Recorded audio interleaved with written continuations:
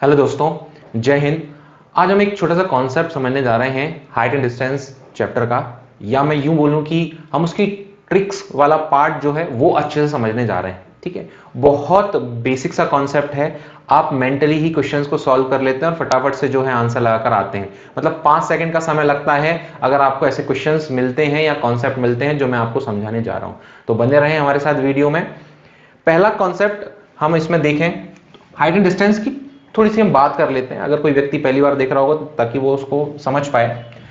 Height and distance वाले part में हमारी जो डीलिंग रहती है वो किससे रहती है? वो रहती है राइट एंगल ट्राइंगल से, मींस समकोण त्रिभुज से। ठीक, समकोण त्रिभुज की अगर हम बात करें, ए बी सी, ये है हमारा बेस। ठीक है, ये है परपेंडिकुलर, मैं शॉर्ट फॉर्म में लिख रहा हूं एंड बोल रहा हूं, और ये है हाइपोटेन्यूज। मींस बेस आधार, ये लंब, और ये है हमारा कर्ण। ठीक, इतनी बेसिक सी नॉलेज हमें ऑलरेडी होती ही है। अब हम इसको हाइट एंड डिस्टेंस में यूटिलाइज कैसे करेंगे, एंगल को यूटिलाइज कैसे करेंगे, वो हम समझने जा रहे हैं। तो पहली कंडीशन मैं आपको बता रहा हूं, चूंकि हम ट्रिक्स वाला पार्ट देख रहे हैं तो मैं डायरेक्ट ही ट्रिक्स पर ही आ रहा हूं, मैं बहुत बेसिक में जा रहा नहीं। ठीक है, अगर आपको एंगल दिया जाए 30 डिग्री, ये चूंकि हमारा राइट एंगल ट्राइंगल है तो 90 डिग्री का एंगल होगा। ये 90 है, ये 30 है, और हमें मालूम है त्रिभुज के तीनों कोणों का योग कितना होता है? वो होता है 180। तो 90 ये है, 30 ये है, इसकी वैल्यू कितनी आएगी हमारी? 60। दैट मीन्स जब भी आपको ऐसी कंडीशन मिले, राइट एंगल ट्राइंगल में एक एंगल 30 का दिया गया है, एक एंगल 60 का दिया गया है, तो आप इन साइड्स को कैसे रिलेट करके फाइंड आउट करेंगे वो हम देखने जा रहे हैं। ठीक है, 30 वैल्यू रख लेते हैं, फिर 60 रख लेते हैं, और फिर रख लेते हैं 90। ठीक है, और आप समझेंगे 30 के सामने आपको जो साइड मिल रही है, दैट मीन्स ये ए बी, ये जो साइड होगी वो आपकी हमेशा एक गुना होगी। ठीक है, और ये जो पार्ट है वो हम हटा देते हैं क्योंकि अब हम वैल्यूज की बात करेंगे इसमें। ये वैल्यू आपकी कितनी होगी? एक 30 के सामने एक गुना वैल्यू आप रखेंगे, 60 के सामने क्या रखेंगे आप? √3 टाइम्स √3 गुना रखेंगे, और 90 डिग्री के सामने आप क्या रखेंगे? 2 टाइम्स। ठीक है, 2 गुना रखेंगे। अब ये है क्या? तो ये आपस में इनके रेशियो हैं। मींस आप अगर 30 के सामने की वैल्यू 1 रख रहे हैं तो उसके हिसाब से 60 के सामने की वैल्यू √3 गुना होगी, और इस 90 डिग्री के सामने की वैल्यू कितनी होगी? 2 गुना होगी। ठीक है, इसको हम यूटिलाइज कैसे करते हैं वो हम समझेंगे। पहले मैं आपको इसको थोड़ा सा एक छोटा सा पार्ट बताता हूं। जैसे tan थीटा है, tan थीटा हम क्या रखते हैं? तो हम रखते हैं परपेंडिकुलर अपॉन बेस। ठीक है, मींस लंब बटा आधार। तो यहां आपकी वैल्यू आप 1 रखो और अपॉन में √3 रख लो। ठीक है, मैंने डायरेक्ट वैल्यू रख दी है। ये जो है वो क्या है? आपका परपेंडिकुलर है, ये जो है वो क्या है? बेस। तो tan थीटा 1/√3 कब होता है? tan थीटा 1/√3 कब होता है? जब थीटा की वैल्यू कितनी हो? 30 डिग्री हो। ठीक, तो tan थीटा, और अगर यहां रखें तो यहां tan 30 वैल्यू आएगी, अगर आपको याद हो तो यहां थीटा की वैल्यू हम बोल देंगे 30 डिग्री है। तो उसी रिलेशन को हम जो है वो डायरेक्ट वाले केस में यूटिलाइज करने वाले हैं। हम ये कोई tan cot की बात नहीं करने वाले। क्लियर है? समझते हैं। आपको क्वेश्चन किस तरीके से मिलेंगे, आप यूटिलाइज कैसे करोगे उसको भी समझेंगे। बस इतना याद रखना है, 30 डिग्री के सामने 1 गुना, 60 के सामने √3 गुना, और 90 के सामने उसका 2 गुना आपको लेना है। अब क्वेश्चन आपको किस तरीके से दिया जाएगा, मैं फिलहाल राइट एंगल ट्राइंगल में ही आपको ये बता रहा हूं। ठीक, राइट एंगल ट्राइंगल में आपको लेट से ए बी साइड दी गई है, वो दी गई है 60 सेंटीमीटर। ठीक है, और आपसे पूछा गया है, जिसमें कंडीशन आपको दी गई होगी कि अगर ए बी 60 है और एंगल सी 30 डिग्री है। ठीक है, तो उस केस में आपको बताना है कि AC की वैल्यू क्या होगी और BC की वैल्यू क्या होगी। इन क्वेश्चंस को हम लैंग्वेज के फॉर्मेट में जिस टाइप के एग्जाम में आते हैं उससे भी समझेंगे हम, लेकिन फिलहाल हम कॉन्सेप्ट को उसमें समझ रहे हैं। 30 के सामने हमने देखा 60 है, और अभी हमने बात की कि 30 के सामने एक गुना अगर है तो 60 और 90 के आगे हम वैल्यूज निकाल सकते हैं। तो AC कितना होगा, 2 गुना होगा। तो 1 यूनिट की वैल्यू हम यहां से रेट करते हैं, 1 यूनिट की वैल्यू इसके सामने कितनी है, 60। तो ये वाला रखते हैं BC की वैल्यू क्या होगी 60 के सामने √3 गुना, मतलब वैल्यू आ जाएगी 60 √3। ठीक, वही 90 के सामने आपका AC है, तो 90 के सामने कितना गुना, 2 गुना। तो 60 का 2 गुना वैल्यू कितनी आ जाएगी आपकी 120। इसका 2 गुना मत कर देना। तो आपने वैल्यू फाइंड आउट कर ली कि अगर ये 60 सेंटीमीटर है तो ये जो वैल्यू है आपकी 60 √3 वो BC वाली आपको मिल गई, और 2 गुना वैल्यू ये AC वाले आपने निकाल ली।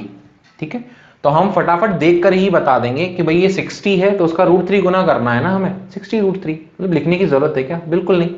वैसे ही यहां अगर वैल्यू देखें तो यहां क्या रखोगे, 2 गुना 60 का, तो आपको वैल्यू कितनी मिल जाएगी 120। वही अगर मान लो कंडीशन आपको ऐसी दी जाए, चेंज करते हैं क्वेश्चन को, यहां पर आपको कंडीशन ऐसी दी जाए कि ये जो एंगल है वो आपका 60 दिया गया है लेट से, ठीक है, और ये वैल्यू आपको दी गई है लेट से 90 सेंटीमीटर। अब आपसे पूछा गया है कि बताइए BC की वैल्यू कितनी होगी और AC की वैल्यू कितनी होगी। तो यहां आप ये देखिए कि आपको जो साइड दी गई है वो किस एंगल के सामने वाली दी गई है, 60 के सामने वाली, और 60 के सामने कितना गुना होता है, √3 गुना होता है। मींस √3 की वैल्यू आपको कितनी दी गई है, वो 90 सेंटीमीटर दी गई। तो 1 यूनिट की वैल्यू आपकी कितनी आ जाएगी, 90/√3। सॉल्व करोगे तो वैल्यू कितनी आ जाएगी, 30√3 सेंटीमीटर। मींस हमने 1 यूनिट की वैल्यू निकाली और 1 यूनिट हमें मालूम है 30 के सामने होता है, ये 90 है, ये 60 है, तो ये 30 होगा ही सही। मींस इसके सामने आप कितना गुना रखोगे, 1 गुना। तो BC की हमारी जो वैल्यू आ गई वो कितनी आ गई, 30√3। और 30 के सामने अगर 1 गुना है तो ये वैल्यू आपकी 2 गुना होती है, इस पर हम बात कर चुके हैं। तो 30√3, तो AC की वैल्यू कितनी आ जाएगी आपकी, दोगुना कर दो, 60√3। क्लियर है। तो आपको कोई सी भी वैल्यू दी जाए आप वहां से आसानी से निकाल सकते हैं, और मैं ये बोलूंगा आंखों से देखकर ही आप सॉल्व कर लोगे, जरूरत लिखने की आपको नहीं पड़ेगी। ठीक है, इसी में एक और कंडीशन देख लेते हैं। मान लो आपको जो है वो वैल्यू 90 डिग्री के सामने वाली दे दी गई। ठीक है, ये वैल्यू आपको दे दी गई लेट से 100 सेंटीमीटर। ठीक, अब आपसे पूछा गया कि बताइए AB की वैल्यू क्या होगी और BC की वैल्यू क्या होगी। ध्यान रखिएगा यहां वो आपको एंगल देंगे ही देंगे, 60, 30, 45 में। ठीक है, इन तीन में से कोई कंडीशन आपको मिलेगी, तो फिलहाल हम 60 ही रख रहे हैं। तो हमने देखा कि 90 के सामने तो 2 गुना होता है, कब, जब 30, 60, 90 वाली कंडीशन हमें मिलती है उस केस में। तो हम 2 यूनिट को या 2 को हम रख लेंगे 100 सेंटीमीटर के बराबर। 1 की वैल्यू हमारी कितनी आ जाएगी, 50 सेंटीमीटर। तो 1 किसके सामने होगा उसमें गलती मत करना, 60 के सामने √3 गुना होता है, तो 30 के सामने आपका 1 गुना आएगा, दैट मीन्स ये 50 सेंटीमीटर, और इसका √3 गुना कर दोगे तो वैल्यू कितनी आ जाएगी आपकी 50√3। मींस BC की वैल्यू हमारी कितनी आ गई 50, और AB की वैल्यू हमारी कितनी आ जाएगी 50√3। आई होप ये वाला पार्ट जो है वो क्लियर होगा। हमने एक एक छोटे छोटे एग्जाम्पल लेकर हमने उसको समझा है, और हम और अच्छे से समझेंगे आगे एग्जाम्पल्स में। मैं दूसरी कंडीशन जो है वो आपको और बता देता हूं।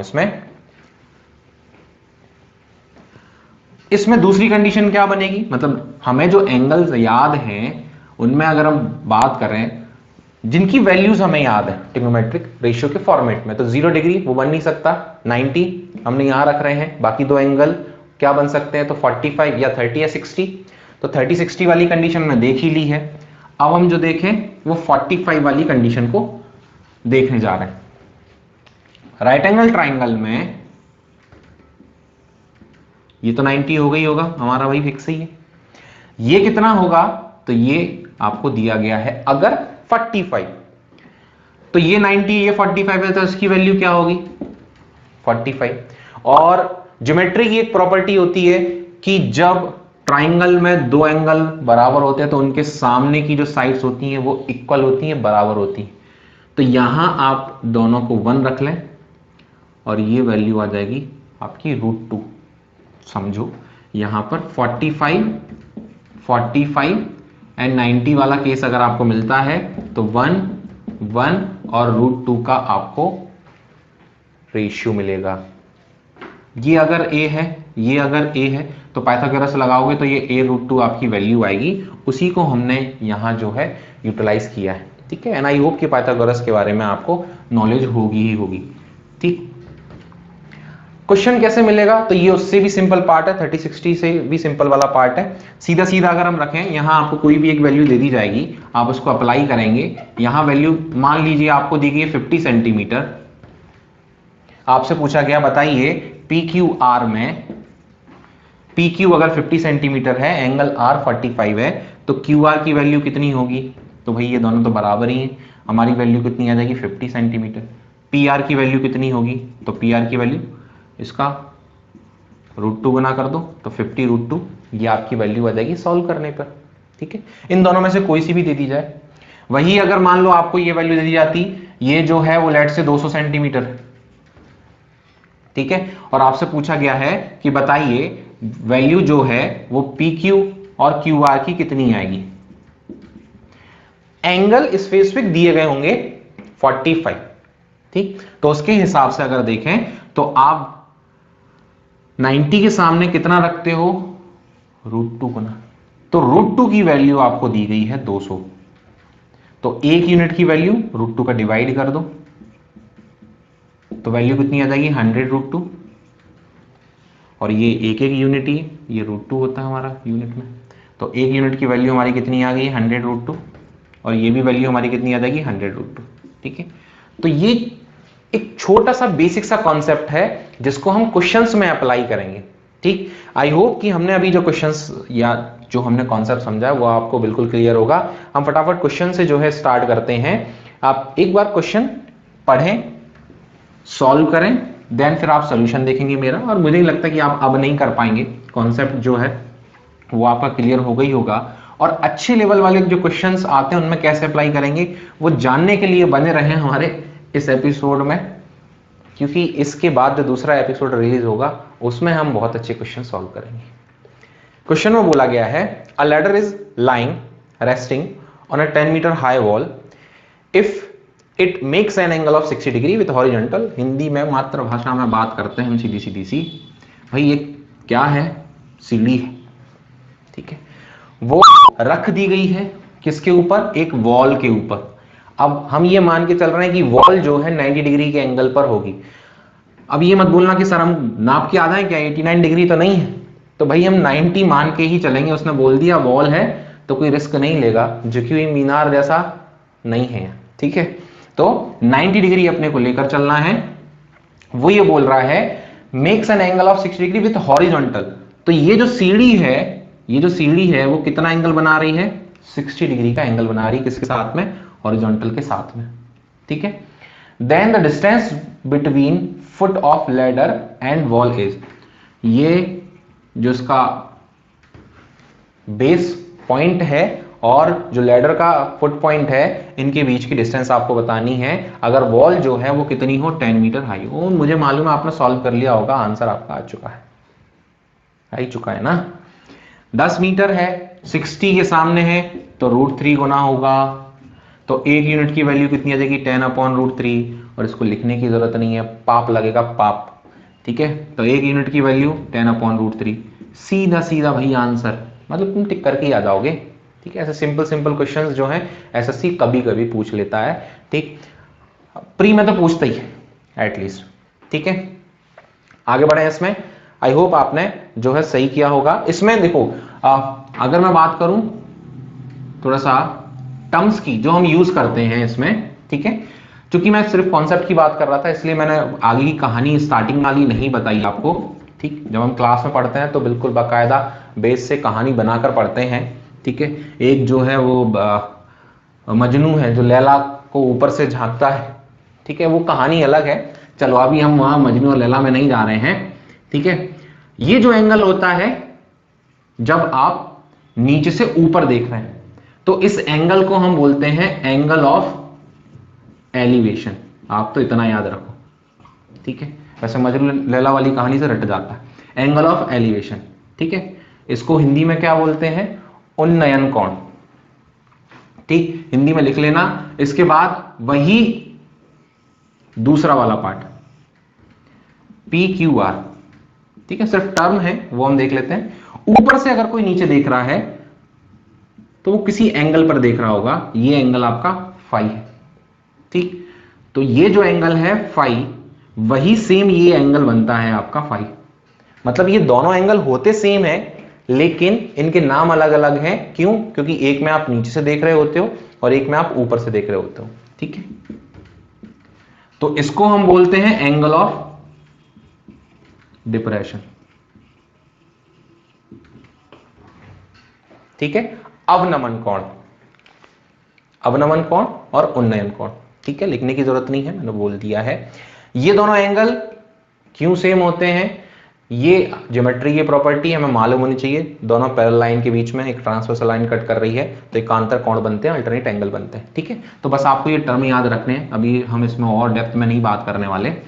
ठीक, तो आगे अगर यूज हो तो आप समझ पाए उसको। नेक्स्ट क्वेश्चन फटाफट से बताओ। लो, हमने बात करी और वो आ ही गया नेक्स्ट क्वेश्चन में। जल्दी से आप जो है आंसर निकालें, और पेन मत चलाना मेरे भाइयों, जरूरत नहीं है। ठीक, मेरे को चलाना पड़ रहा है, क्यों? क्योंकि मैं समझाऊंगा तो चलाना ही पड़ेगा, और समझा इसीलिए रहा हूं ताकि तुम ना चलाओ। ठीक है, if the angle of elevation of sun is 60 degrees, sun की बात हो रही है, बहुत दूर तक जा रही है पहुंच, then the height of a wall shadow of which is 180 metre. आपको बताना है कि जो दीवार है उसकी ऊंचाई क्या होगी। अब एक क्वेश्चन आता है कि सर हम यहां तक, इतनी दूरी तक कैसे लेकर जाएंगे उसको? तो भाई जरूरत नहीं है अपने को। ये है यहां से, अगर इस साइड मान लो, या यहां से इस ऐसी कंडीशन आपको मिल रही है, तो इसकी जो परछाई बन रही होगी वो इस साइड ही तो बन रही होगी। उसका जो एंगल दिया गया है वो दिया गया है एंगल ऑफ एलिवेशन ऑफ सन। यहां से देख रहे हो तो यहां जो परछाई बन रही है इसकी दीवार की, वॉल की, वो नीचे बन रही है। ये क्या है? 60 डिग्री। ठीक है, then the height of wall, height बतानी। जब शैडो, तो शैडो यही तो बनेगी, परछाई इधर है अगर तो 180 मीटर। तो ये 60 है, ये 90 है, फिर से 90 मान के चलेंगे। वॉल्ट 89 डिग्री नहीं, 90 लेकर चलना है। तो 60 है, ये बताना है, तो ये 30 होगा। अब 30 के सामने कितना है? 180, मतलब एक गुना वैल्यू हमारी 180 मीटर है, तो 60 के सामने √3 गुना मीन्स 180 √3, सीधा सीधा हम रख देते हैं, √3 गुना हम निकाल रहे हैं। ठीक है, तो ये हम दिमाग में ही सॉल्व कर लेते हैं। बहुत सिंपल से, बहुत छोटे से, नन्हे मुन्ने से क्वेश्चन है ये। ठीक है, नेक्स्ट क्वेश्चन, फटाफट आंसर। अब आंसर जो है मतलब फटाफट देखकर ही अपने को करना है। ठीक है, एंड आई होप कि आप क्वेश्चन जो सॉल्व कर रहे होंगे। A kite is flying at a height of 50 metre. एक पतंग जो है वो 50 मीटर की ऊंचाई पर उड़ रही है। द लेंथ ऑफ स्ट्रिंग, जो धागा है उसकी जो लंबाई है वो 100 मीटर है। तो आपको बताना है कि जो एंगल है वो क्या बनेगा। देखो, यहां से उड़ा रहे हो तुम पतंग, ठीक है, और वो 50 मीटर की ऊंचाई पर है। तो आप ऊंचाई, जब भी ऊंचाई की बात होती है तो हम हमेशा 90 डिग्री की बात करते हैं, परपेंडिकुलर की बात करते हैं, लंब की बात करते हैं। तो ये 50 है, और चूंकि आप पतंग उड़ा रहे हो यहां से, ठीक है, तो ये जो स्ट्रिंग है, ये जो धागा है वो कितना है? वो है 100 मीटर का। ठीक है, हम पतंग जो है बना भी सकते हैं, ठीक, इस टाइप से। ये रही हमारी पतंग, ठीक है, ताकि फील आ जाए। तो 50 मीटर और 100 मीटर है। अब ये एंगल पूछ रहा है, उल्टा पूछ रहा है, इस बार एंगल बताना है। तो तुम तो ये देखो, ये जो है इसका ये इसका दोगुना दिख रहा है, ये जो है इसका दोगुना दिख रहा है, ठीक है, या इसका ये आधा दिख रहा है। मैं ये बोलूंगा कि ये 1 है, ये 2 है। और ये ऐसा कहां होता है? कब होता है? जब ये एंगल क्या हो? 30 डिग्री हो। क्लियर है? ठीक है, तो 30 डिग्री आंसर है, देखकर ही बता दोगे। बाकी अगर आप देखोगे तो ये परपेंडिकुलर है, ये हाइपोटेनियस है, तो साइन थीटा की वैल्यू परपेंडिकुलर अपॉन हाइपोटेनियस होता है। तो साइन थीटा 50/100 1/2 और इस 1/2 की वैल्यू कितनी होती है sin 30। ठीक है, तो थीटा की वैल्यू कितनी आती है आपकी 30। जरूरत ही नहीं है मेरे भाइयों, बिल्कुल जरूरत नहीं, कुछ भी नहीं करना आपने को। ठीक है, नेक्स्ट क्वेश्चन नंबर 4। ठीक है, बताओ जल्दी से क्या होगा इसका आंसर।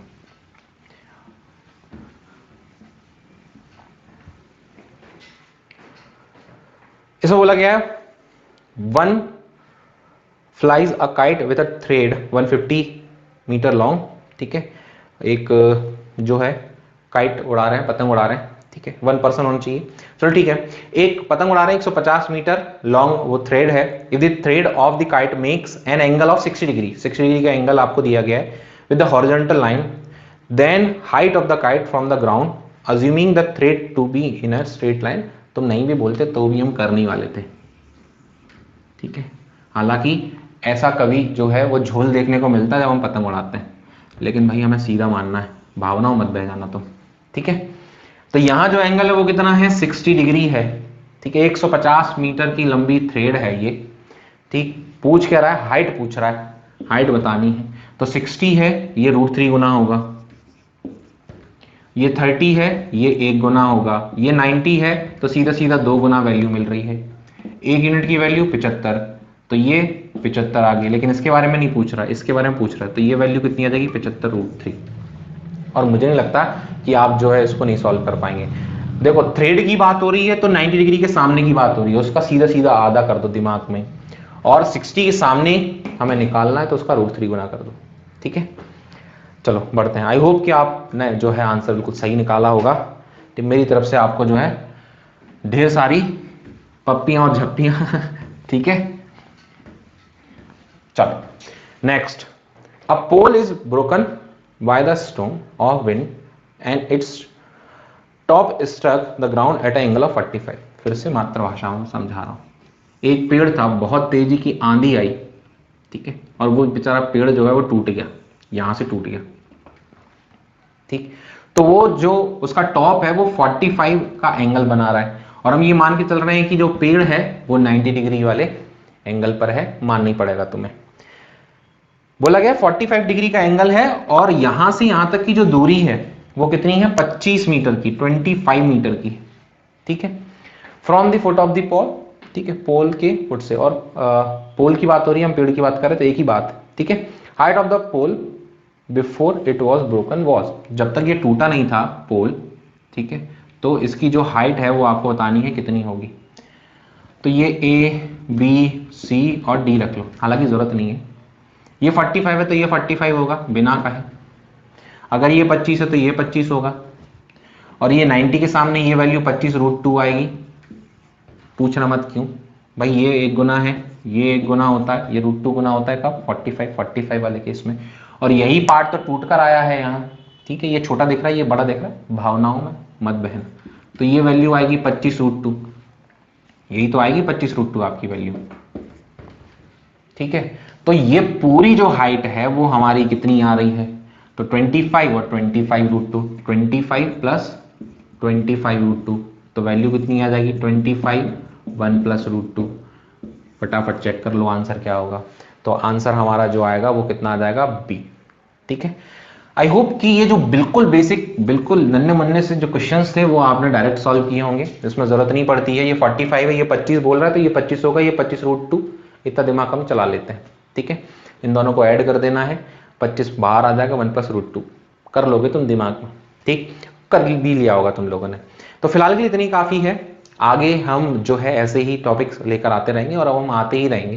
ठीक है, मिलते रहेंगे जल्दी से। तो आप जो है अगर पहली बार जुड़े हैं तो हमारे चैनल को सब्सक्राइब कर लीजिए, लाइक कीजिए, और कमेंट करके बताइए सेशन कैसा था। ठीक, समझ में आया कि नहीं आया, और आगे भी हम इसी तरीके के जो क्वेश्चंस हैं वो लेकर आएंगे। चलिए, अभी के लिए इतनी काफ़ी है। Thank you so much.